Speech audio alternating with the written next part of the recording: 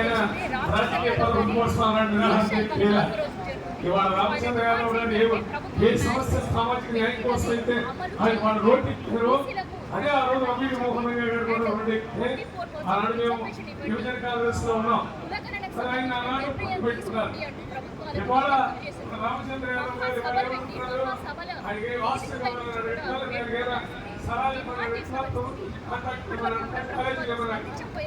సామాజిక న్యాయం చేయండి, మా పక్ష వర్గాల దగ్గర అన్యాయాన్ని ఇవాళ మాట్లాడుతూ ఉంటాడు. చంద్రబాబు నాయుడు గారు ఎన్నికల ముందు ఎన్నికలు అయిపోయిన తర్వాత కూడా తెలుగుదేశం పార్టీకి ఎన్నెముక బీసీలు అని ఇవాళ రామచంద్ర యాదవ్ గారు రాజకీయ చరిత్రలోనే మొట్టమొదటిసారిగా రాజకీయ పార్టీ వ్యవస్థాపన భారత చైతన్య యోజన పార్టీ అధ్యక్షుడు మోడే రామచంద్ర యాదవ్ గారు భగవద్గీత మీద ప్రమాణం చేసి నేను ఈ రాజకీయ పార్టీని నా కోసం కానీ నా వ్యక్తిగత స్వార్థం కోసం కానీ వాడుకోను, కేవలం భారత చైతన్య యోజన పార్టీ పేదల పక్షాన, ప్రజల పక్షాన, బడుగు బలహీన వర్గాల పక్షాన మాత్రమే పోరాడాలి అని చెప్పినటువంటి ఏకైక వ్యక్తి రామచంద్ర యాదవ్.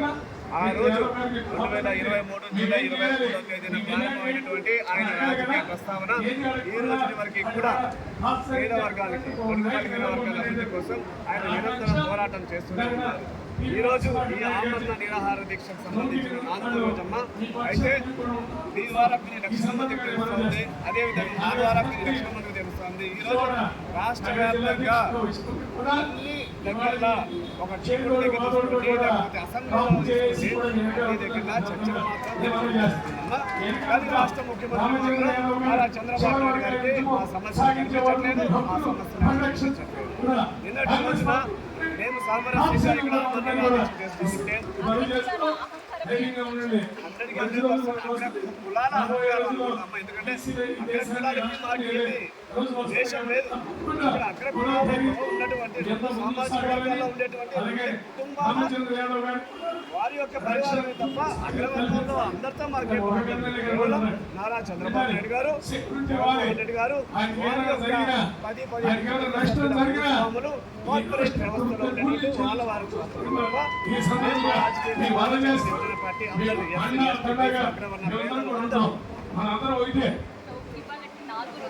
నమస్కారం.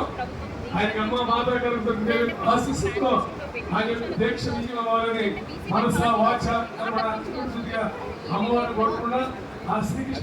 బాధేంటంటే ఈరోజు 3 కోట్ల మంది బీసీల ఆత్మఘోష, ఇది 3 కోట్ల మంది బీసీల ఆత్మ గౌరవానికి సంబంధించినటువంటి ఒక వ్యక్తి ఆయన ప్రాణాన్ని పరంగా పెట్టి ఆమరణ నిరాహార దీక్ష చేస్తుంటే ఈ రాష్ట్రానికి ఈరోజు ముఖ్యమంత్రి ఉన్నట్ట లేనట్ట? బీసీ అంటే నిజంగా ఇంత చిన్న చురుకన మేము ఎప్పుడు చూడలేదు. ఇక మీద మేము ఒకటే చెప్తా ఉన్నాం, చంద్రబాబు నాయుడు గారు అని ఈ రోజుకి మిమ్మల్ని గౌరవంగా సంస్కారంతో మాట్లాడుతూ ఉన్నాం.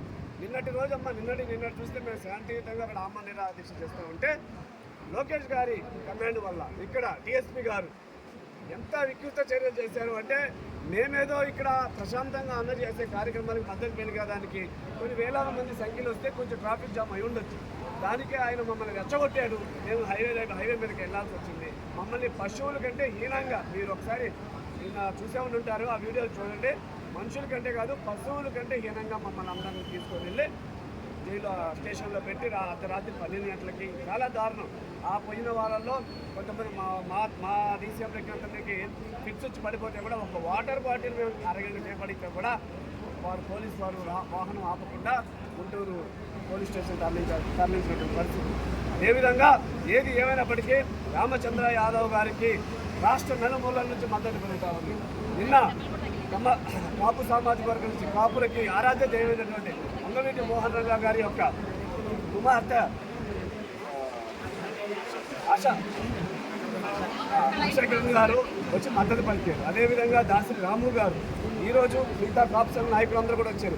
అదేవిధంగా రాష్ట్రానికి ఉప ముఖ్యమంత్రిగా ఉన్నటువంటి పవన్ కళ్యాణ్ గారి మీద మాకు చాలా గౌరవం ఉండేది. కానీ ఈరోజు ఆయనే ఫిక్స్ అయిపోయాడు. ఏమనంటే ఇంకొక 30 సంవత్సరాలు కూడా చంద్రబాబు నాయుడు గారు ముఖ్యమంత్రిగా ఉండాలని ఆయన ఫిక్స్ అయిపోయాడు. కానీ కాపు సొంతలు ఎవరు ఫిక్స్ అవ్వాలి? కాపులకి ముఖ్యమంత్రి రావాలని ఉంది, బీసీలకి ముఖ్యమంత్రి రావాలండి. మేమందరం కూడా ముఖ్యమంత్రి అవ్వాలనే కోరిక మా అందరికీ ఉంది.